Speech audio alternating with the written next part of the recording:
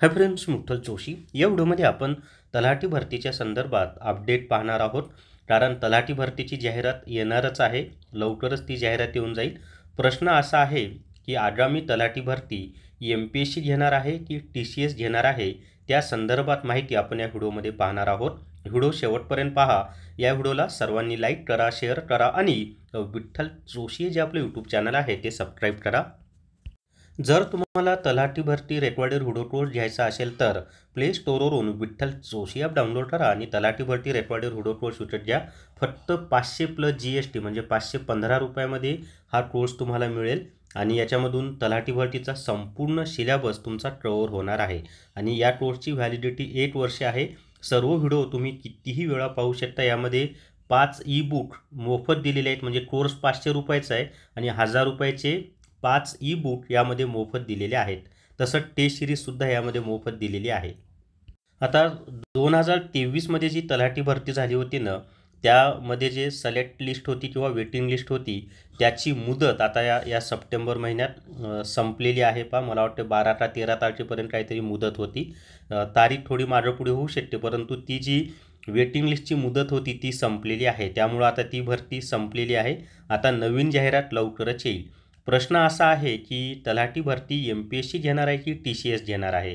तर एक लक्षात ठेवा, जर 31 डिसेंबरपर्यंत तलाठीची जाहिरात आली तर मग काही डाऊटच नाही, TCSच परीक्षा घेणार आहे. प्रश्न असा आहे की 1 जानेवारी 2026 पासून सरळ सेवा भरतीच्या ज्या परीक्षा आहेत त्या MPSC मार्फत घेतल्या जाणार आहेत, असा GR 2024मध्ये निघालेला आहे. परंतु त्या GRमध्ये स्पष्ट केलं होतं की एकदम सगळ्या सरळ सेवा भरतीत MPSC घेणार नाही, तर टप्प्याटप्प्यानं सरळ सेवा भरतीच्या परीक्षा MPSCकडे दिल्या जातील. टप्प्याटप्प्यानं हा शब्द खूप महत्त्वाचा होता. आणि मग सरळ सेवा भरती MPSC मार्फत घेण्यासंदर्भात MPSCची तयारीसुद्धा सुरू आहे. पहा मित्रांनो, आत्ताच 2-3 दिवसांपूर्वी MPSCचं शिष्टमंडळ केरळ राज्यामध्ये जाऊन आला. आता तुम्ही म्हणाल केरळमध्ये कशासाठी गेलं, तर फिरायला गेलं का? तर नाही. त्याचं कारण असं होतं की केरळ या राज्यामध्ये सर्व सरळ सेवा भरती ज्या परीक्षा आहेत ना, त्या आपलं जसं MPSC आहे की नाही, तसं तिकडचं KPSC आहे, म्हणजे केरळ पब्लिक सर्व्हिस कमिशन.